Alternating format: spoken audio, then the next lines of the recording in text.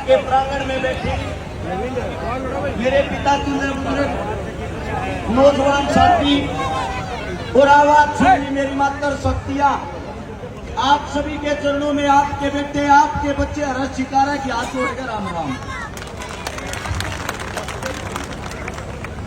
एक एक बात 1 लाख रुपए की होगी। हाथ जोड़कर आप सबसे एक ही विनती है, उस बात की कीमत को समझे और सिर्फ 2 मिनट के लिए सभी मौन धारण करें, चुप होकर हर बात को समझने की कोशिश करें। आज 28 सितंबर शनिवार का दिन, जिस दिन शहीद आजम भगत सिंह जी ने जन्म लिया था, 28 सितंबर 1907 को, उस दिन भी शनिवार ही था। आज के दिन सुबह के टाइम 9 बजे, ए बेटा चुप हो जाओ, सारे पिटोगे। आज के दिन सुबह के टाइम 9 बजे सरदार किशन सिंह, उनके एक सपुत्र हुआ जिसका नाम था भगत सिंह। भगत सिंह का नाम भगत सिंह क्यों रखा गया? जिस दिन भगत सिंह का जन्म हुआ, उसका काका और उसका पिता दोनों जेल के अंदर थे। भगत सिंह के जन्म लेते ही दोनों की जमानत हो गई थी, दोनों जेल से बाहर आए थे। तो उसकी दादी ने लाड चाव में रखा था, मेरा पुत्र बड़ा भागा वाला है, भागा वाला से भगत नाम रखा गया। अब सब ये तो जानते हैं भगत सिंह ने हमारे लिए कुर्बानी दी थी, जेल गया था, फांसी के फंदे पर झूला था, लेकिन भगत सिंह था कौन, ये बात बहुत कम आदमी जानते हैं।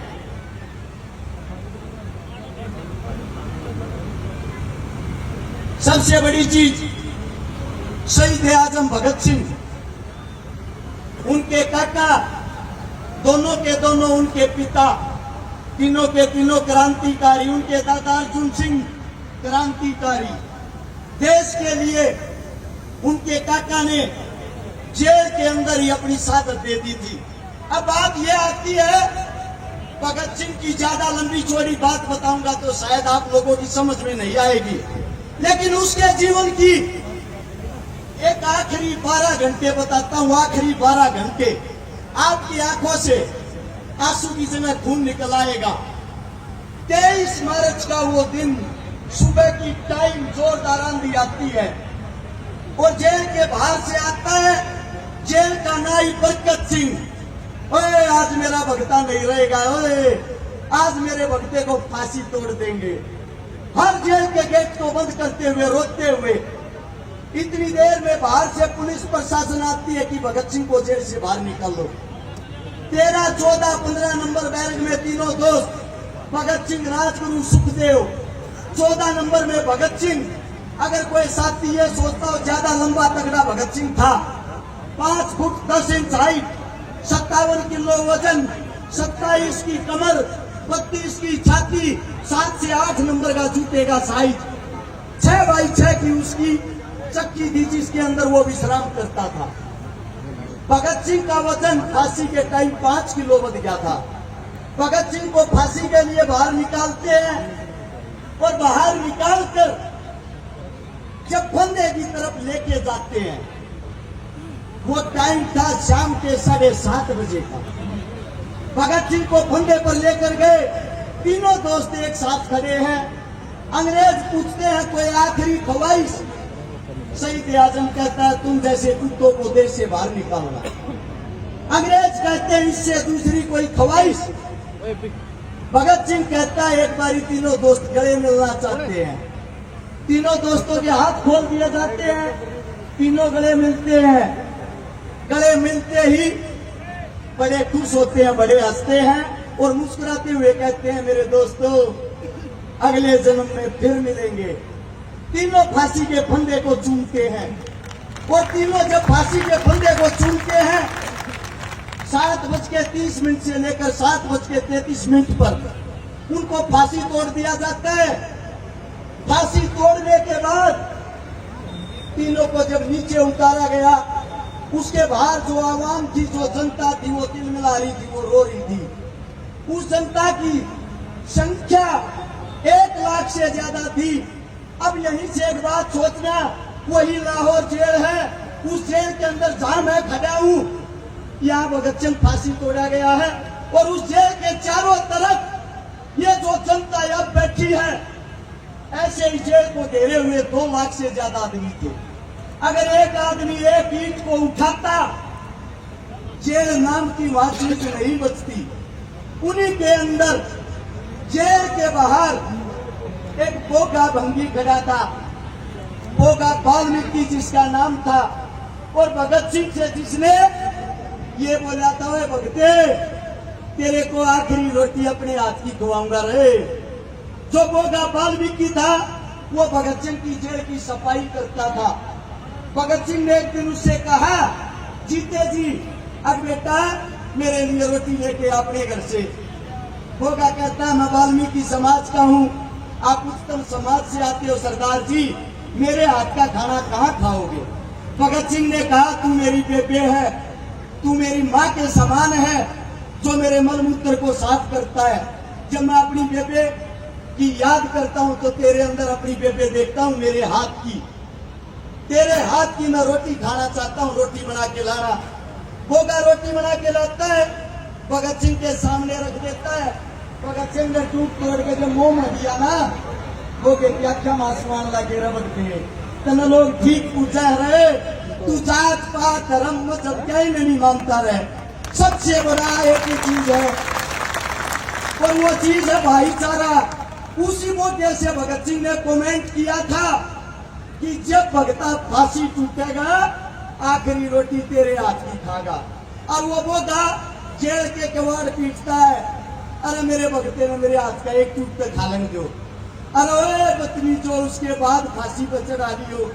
बाहर बोगा रोड लाग रहा, परिवार रोड लाग रहा, और अंदर जिनको फांसी तोड़ी गई, उन्होंने देखा कि जेल के अंदर अगर सारी जनता भाग आई, कहीं जेल को ना तोड़ दे, इसीलिए ट्रक मंगवाया गया।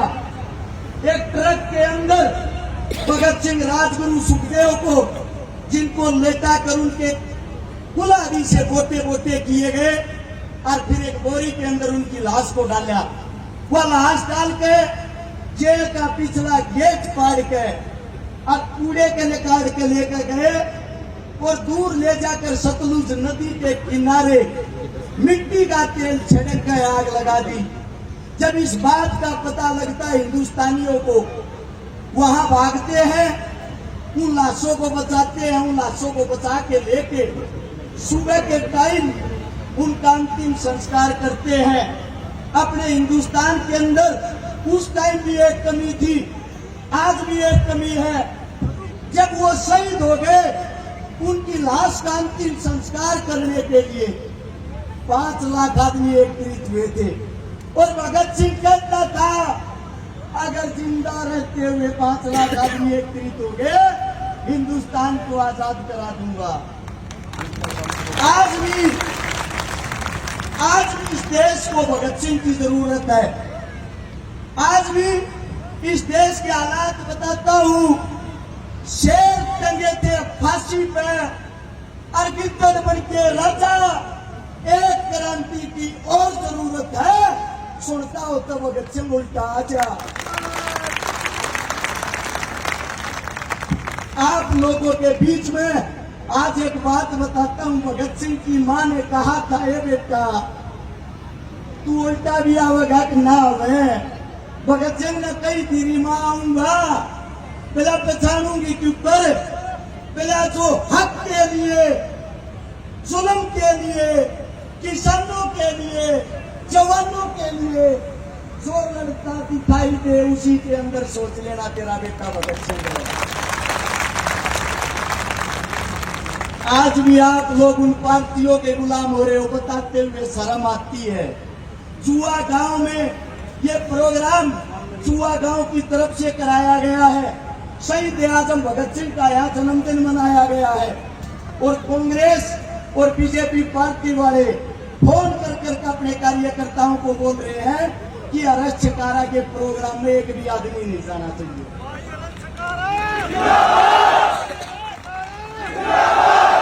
आप लोगों के बीच में एक बात कहने लग रहा हूं, एक बात इसको समझने की कोशिश करना।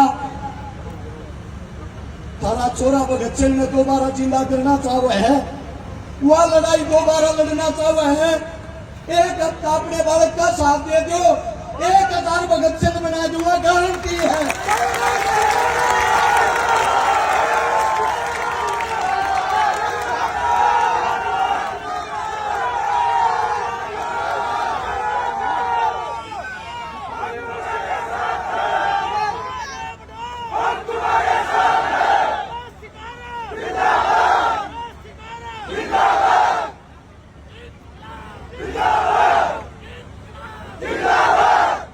आप सभी के बीच में एक ही बात कहना चाहता हूं, कांग्रेस आए या बीजेपी आए, सिस्टम के अंदर कोई सुधार जब तक नहीं होगा, जब तक जवान का, किसान का, मजदूर का, दलित का बेटा स्वयं सत्ता की कुर्सी पर नहीं बैठेगा।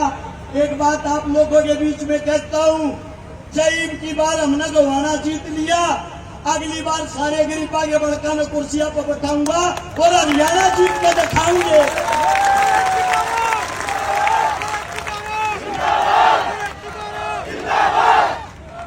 आज छोड़ के एक अपील करना चाहूं, जो मेरी तमाम सरकारी काका, ताऊ, भाई, बंधु, माँ जितने भी बैठे हैं, 28 तारीख से आज 5 तारीख का चुनाव है, कल और 30 तारीख तक सब अपने आप ने अरेस्ट छकारा समझ के सिर्फ एक हफ्ता चुनाव लड़के दिखा दो।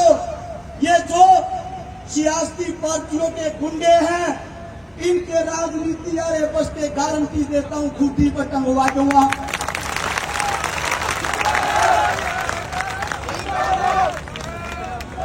तारा बेटा हाथ जोड़कर खाते एक विनती करने लग रहा है, जो लड़ाई शहीद आजम भगत सिंह, राजगुरु, सुखदेव, चंद्रशेखर आजाद जी आधी अधूरी छोड़ के गए थे, 8 तारीख को अगर तुम्हारा बच्चा विजयी घोषित हुआ, 9 तारीख को वह लड़ाई दोबारा शुरू कर देंगे।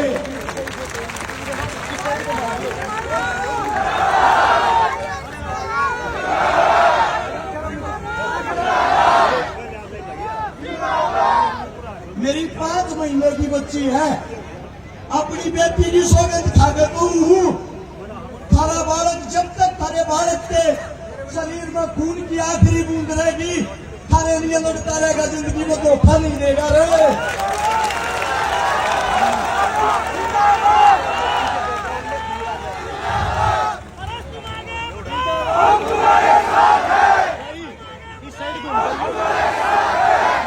थारा बालक पैसे तब होता हो सकता है, लड़ाई चलते किसी नेता मंत्री तब होता नहीं से, तुम गैर खड़े हो लो, सारे नेता मंत्री अभी कर करेगा कार्यक्रम, गारंटी है।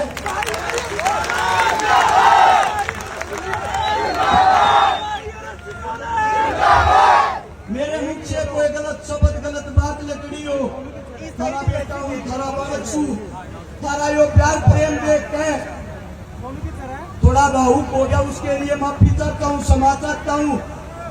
जो जहाँ बैठे हैं न्यू के न्यू बैठे रही हो, 20 मिनट का प्रोग्राम रहेगा, सिर्फ 4 हरियाणवी कलाकार रह गए, तब ना अपने बच्चे की कसम लागा कोकी तेते भी नहीं लगा, नानू मानेंगे जुआ गांव में गए थे, आपको सम्मान नहीं मिला। आज और के बात कहूँ, इस धरती की कसम खा कर कहूँ, थाने दिन में तारा चोरा न जाओगा नहीं, गल गल खड़े हो लो।